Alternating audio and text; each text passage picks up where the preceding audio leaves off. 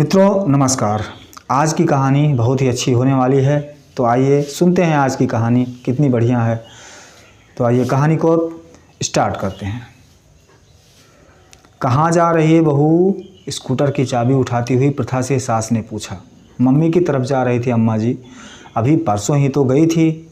हाँ, पर आज पापा की तबीयत ठीक नहीं है, उन्हें डॉक्टर को दिखाने ले जाना है। ये तो रोज़ का हो गया है। एक फ़ोन आया और ये चल दी। बहाना चाहिए पीहर जाने का, सास ने जाते जाते प्रथा को सुनाते हुए कहा। हम तो पछता गए भाई, बिना भाई की बहन से शादी करके। सोचा था चलो बिना भाई की बहन है तो क्या हुआ, कोई तो इसे भी ब्याहेगा। अरे जब लड़की के बिना काम ही नहीं चल रहा तो ब्याह ही क्यों किया। ये सुनकर प्रथा के तन बदन में आग लग गई।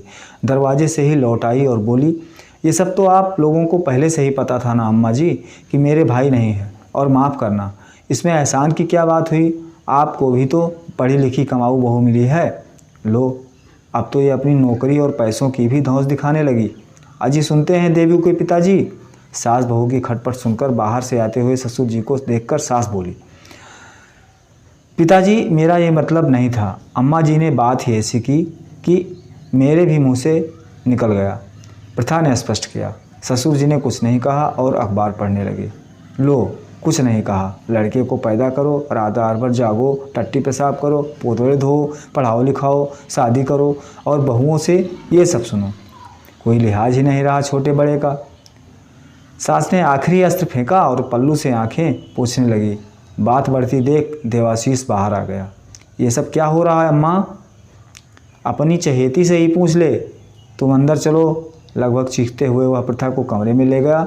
ये सब क्या है प्रथा? अब ये रोज़ की बात हो गई है।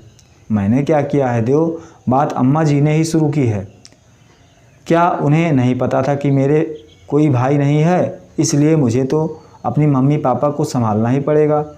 प्रथा ने रुआंसी होकर कहा। वो सब ठीक है, पर वो मेरी माँ है, बड़ी मुश्किल से पाला है उन्होंने मुझे। माता पिता का कर्ज उनकी सेवा से ही उतारा जा सकता है। सेवा ना सही, तुम उनसे ज़रा अदब से बात किया करो। अच्छा, बाहर हुई सारी कन्वर्सेशन में तुम्हें मेरी बेअदबी कहाँ नज़र आई? तुम्हें ये नौकरी वाली बात नहीं करनी चाहिए थी। हो सकता है मेरे बात करने का तरीका गलत हो, पर बात सही है देव। और माफ़ करना, ये सब त्याग उन्होंने तुम्हारे लिए किया है, मेरे लिए नहीं। अगर उन्हें मेरा सम्मान और समर्पण चाहिए तो मुझे भी थोड़ी इज्जत देनी होगी। स्कूटर की चाबी और पर्स उठाते हुए बोली। आप कहाँ जा रही हो? कमरे से बाहर जाती हुई प्रथा से देवाशीष ने पूछा। जिन्होंने मेरे पोतड़े धोए हैं उनका कर्ज उतारने, प्रथा ने व्यंग मिश्रित गर्व से ऊंची आवाज़ में कहा और स्कूटर स्टार्ट करके चल दी। तो मित्रों, ये कहानी आपको कुछ सिखा रही है। जैसे आप अपनी बेटी को बेटी मानते हैं, ऐसे ही अपने बेटे का ब्याह करके जब किसी की बेटी को अपने घर लाते हैं तो उसको भी थोड़ा सम्मान दीजिए, उसको भी प्यार दीजिए, जिससे उसको भी लगे कि हाँ अपने ही घर में हैं, अपनापन महसूस हो, और उसको ताने वगैरह नहीं मारना चाहिए। तो मित्रों, अगर ये कहानी आपको अच्छी लगी हो तो इस कहानी को शेयर कीजिए और मेरे चैनल को सब्सक्राइब कीजिए। अगर आप ये कहानी यूट्यूब पर देख रहे हैं तो चैनल को सब्सक्राइब करें। अगर फेसबुक पेज पर देख रहे हैं तो मेरे पेज को फॉलो करिए और अपने मित्रों में भी शेयर करिए।